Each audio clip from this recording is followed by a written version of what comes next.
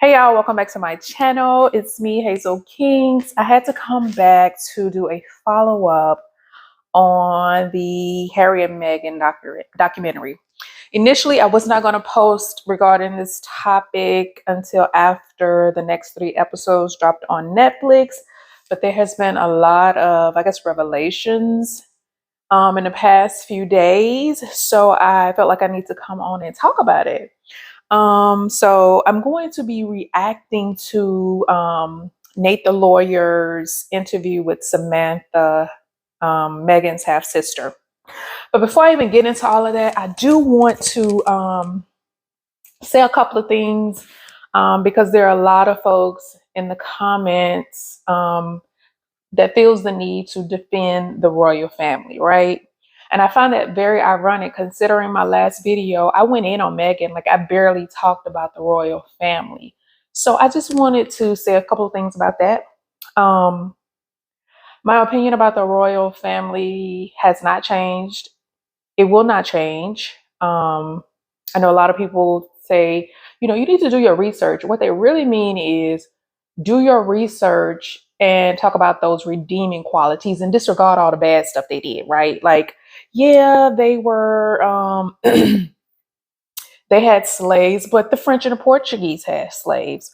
Oh, but they abolished they abolished slavery. Yeah, they did, but they paid the slave owners to give up those slaves. So no, I mean, you don't get a pass for that. You do not get a pass for that. And I'm not even going to really address it because, in all actuality, I'm reacting to what is considered entertainment. I am not here to discuss historical facts. That's just not the purpose of this video. Um, the main reason this is being discussed by me is because it's salacious right now. It's entertaining right now. I'm not really here to give you all the history behind the royal family. That's not what I'm here to do. I'm just here to talk about the mess, right? Okay, so let's get into the mess.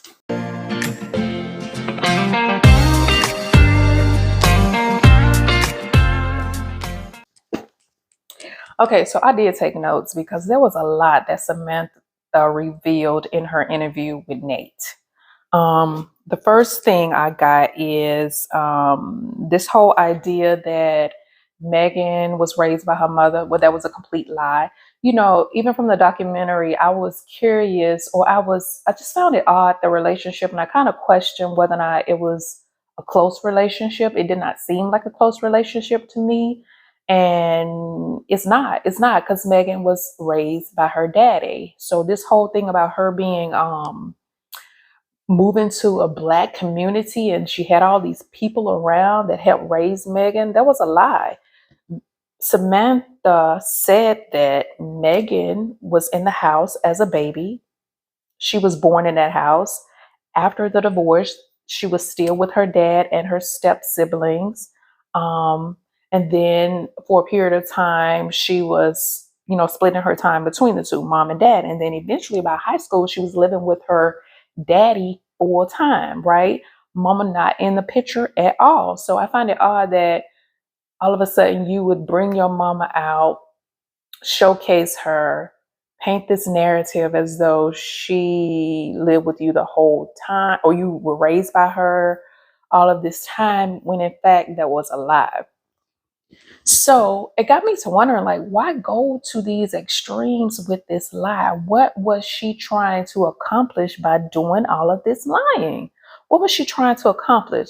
So my first thought was, okay, since she claimed some type of discrimination over there, maybe she's going to now parade her Black mama around and claim Blackness to bolster up this claim that race was an issue for the royal family. That was my first thought. But then Samantha seems to feel like she did this because she was trying to hide the fact that she had basically disregarded her daddy, kind of threw him away, was done with him after he had raised her, done all these things for her, put her in these schools, put her in all these different positions. And then once she got on, she wasn't really there for her father. She wasn't assisting him in any type way. And Samantha feels as though Meghan did all of this lying to discredit the daddy because she had done those things. So my question was also, at what point did she decide to erase her daddy and why? And Samantha answered that as to the why. But I wonder, at what point did she decide to erase him from her, I guess, her upbringing? At what point did she do that? Was it after she met Harry and she fed him these lies? You know what I mean? And then she had to continue to tell lie after lie to cover up for the lie. I just wonder, that reminds me, I wonder if Harry really knows the real Meghan. Like, because this girl seems to be acting all the time. She has this um, alternative narrative that she's living and that she's telling. I wonder, do he really know her? Hmm. So even before Harry, Meghan was not a good person. She was not a good daughter. Not only was she passing for white and disregarding her black mother, she didn't even have anything to do with her white father. That's crazy. Oh, Samantha also said that the mom gets an allowance. So Harry pays the mom an allowance. And I can only assume that allowance is for her cooperation and for her lying, for her backing Meghan's lies.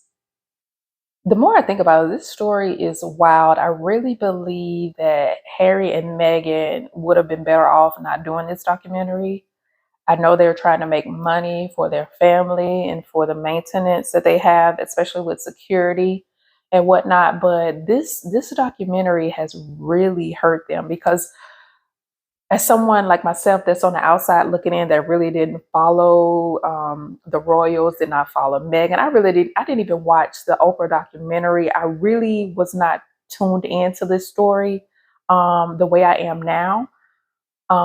This is really hurting them, because I consider myself to be a bystander, someone that, like Samantha put it, I read the headlines and I make my judgments and I keep it moving. But now that they've released this documentary, it's allowing folks to really deep dive, and try to understand, or try to figure out who's telling the truth here. And Meghan is not looking good. But like I said early on in my video, two things can be true at once. Meghan can be a disgusting, lying lunatic, and she could also be discriminated against. So let's not act as though you have to be a perfect victim in order to be a victim. Girl, why did you go to those extremes to act as though this woman is nothing to you and has never been in your life, when clearly she has? Samantha has pictures of her and Meghan at various ages. Um, Meghan attended Samantha's, looked like her college graduation. Meghan was always in the home with Samantha. When Samantha moved out of the home, Samantha lived in the same building just downstairs. So it just blows my mind that Meghan went to these extremes to act as though she barely knew this lady. That is a true psychopath in my book. Meghan is crazy. When this story was first breaking and Samantha was speaking out, I was of the opinion that Samantha was probably jealous. And I was just thinking, why is she even talking? You know what I mean? But now I understand why she was talking. Meghan had done their father wrong. If I was in that position, I would have reacted the very same way. I would have reacted the very same way. I would have been calling her out on her BS. I would have spoke to the media as well. But in hindsight, looking at that situation, Samantha was in a lose-lose situation because, granted, she was telling the truth about Meghan, but at the end of the day, she just looked like a hater. And there's no way around looking like a hater towards someone that the world is now celebrating. Like, she had the facts, she had these truths about Meghan, but the world wasn't ready to hear them. So now I want to get into Harry. Hmm. Harry's in a tough situation. Um, he's in a difficult position because he has a wife that he's trying to support. You can't blame him for trying to support his wife. But I think you have to draw the line at how much support you're going to give, especially when support requires you to lie. Apparently, in this Oprah interview, Meghan claimed that her and Harry had a wedding ceremony with an archbishop 3 days prior to the official big wedding. Well, that was a lie. But when they played the clip, I found it interesting that while Meghan is telling this lie, Harry is looking down. He's not looking up. He's not engaging until the very end of the lie. And then he chimes in to say something about, yeah, it was just the three of us. And in that moment, I'm thinking, damn. Like, it was almost as though he reluctantly joined in on the lie. I wonder, did he even know that this lie was going to be told? For some reason, I see Meghan as someone that just lies for no reason. She seems like a pathological liar. I could see her going into that interview and saying stuff without even consulting Harry first. And he's put in a situation where he doesn't want to make her look bad and he's joining in on the lie. Because I'm trying to figure out, how is he benefiting from these lies? He's really not benefiting at all. So I know the Brits want to come after him because at the end of the day, he is turning against his family in a major way. So that is grounds to have beef with him. But I also see it from the vantage point of, this is his wife and he's trying to support his wife. So of course they started talking about how Ashley and Meghan connected, and Samantha said she was the one who put Ashley in contact with Meghan. She's the one that facilitated them connecting. So my question was, if you think Meghan is such a horrible person and she's done your dad so wrong in the past, why are you connecting her with your daughter?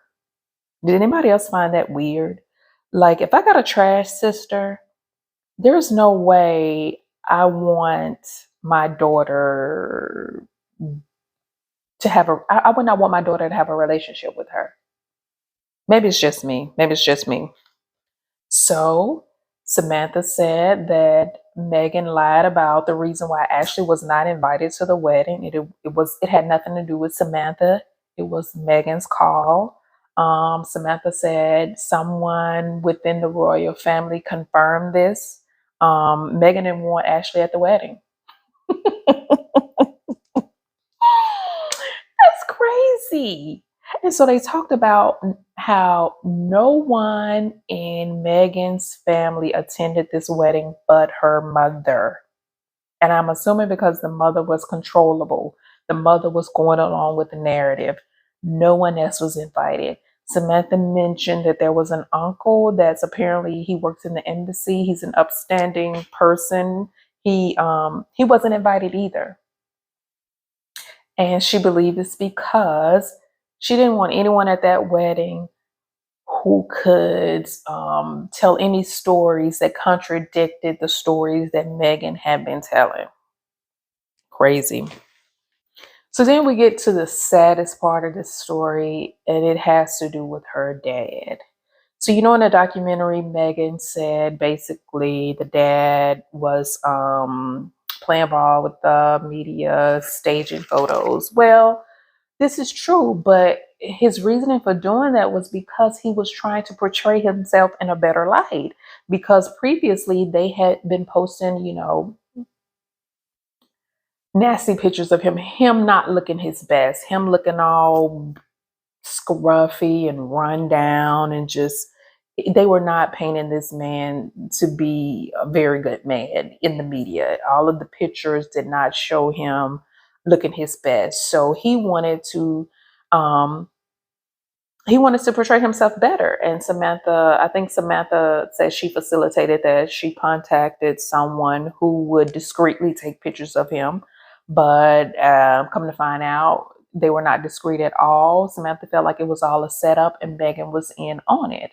Not only was this photographer or media person not discreet, he also suggested or kind of was involved with getting them to go to this particular restaurant in which where he knew cameras would be and they would get photos of him with the photographer. Well, once the story broke and they were spinning it like the daddy was selling pictures, the people that broke the story were somehow connected to Meghan. She'd used that photographer in the past. So, to sum it all up, Samantha was insinuating that Meghan knew about these pictures all along. But, in the documentary, she pretended they just stumbled across this fact and she was trying to find out, and the daddy just stopped accepting her calls. According to Samantha, that was all a lie. Meghan was in on it. And her dad really had a heart attack. And Samantha made a good point. In the documentary, Meghan was talking about how she was doing all this texting, like, answer me, why aren't you answering me? And Samantha was like, why do you just hop on a plane to come check on your daddy? She didn't do that. I'm like, good point, good point. So, but yeah, Meghan did her daddy really bad. And she did all of this to him just to discredit him because she did not want him at the wedding. And the saddest part was, even after his heart attack, he was still planning to attend the wedding, and he didn't.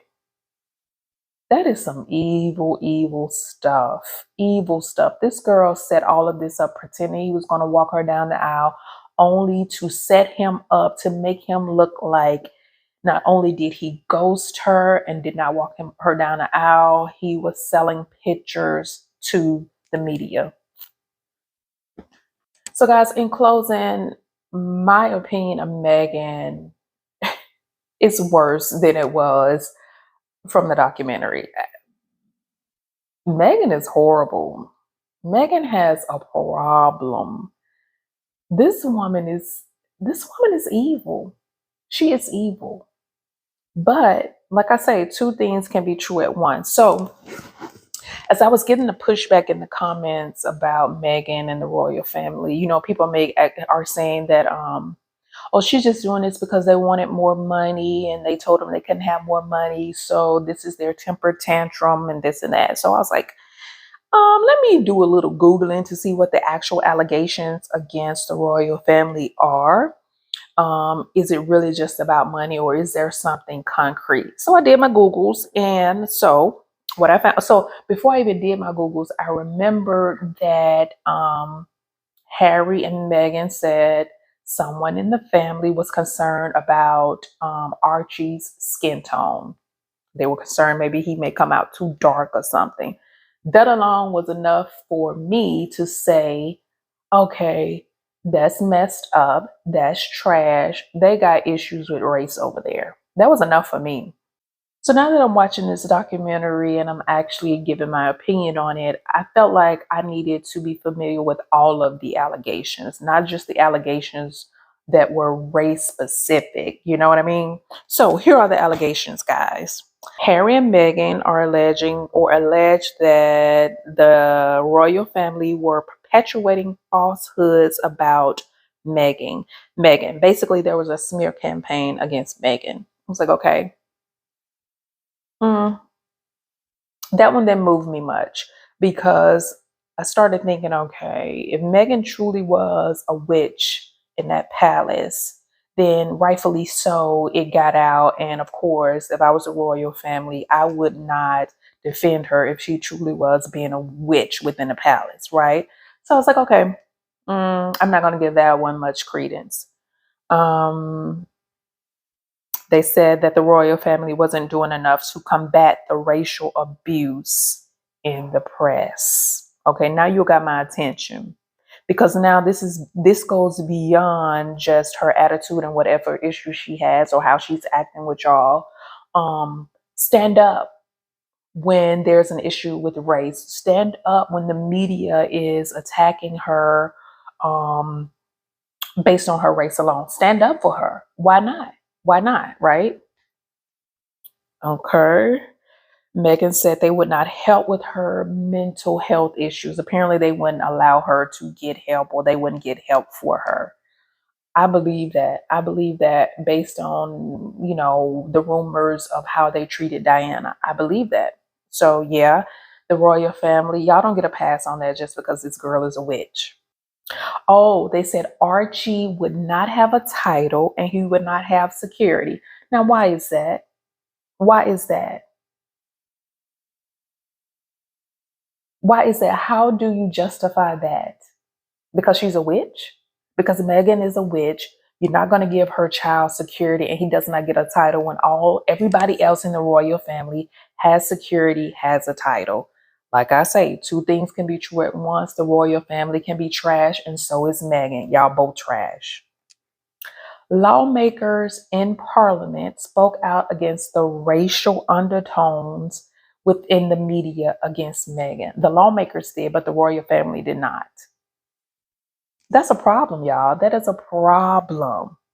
The royal family said nothing while the lawmakers took it upon themselves. It was so much until the lawmakers had to say something, but the royal family did not. All right. So yeah, I just wanted to outline those allegations when we're talking about Meghan and what she went through. Yes, Meghan is a liar. Meghan is manipulative. Meghan is a witch. But the things that they are outlining, that's a problem. That's a problem. And if any of you feel like it's not a problem simply because she is all those things, then I don't know what to tell you. I don't know what to tell you.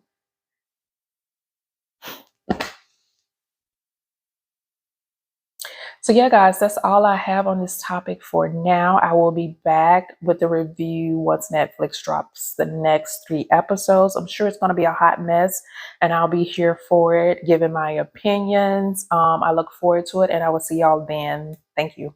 Bye.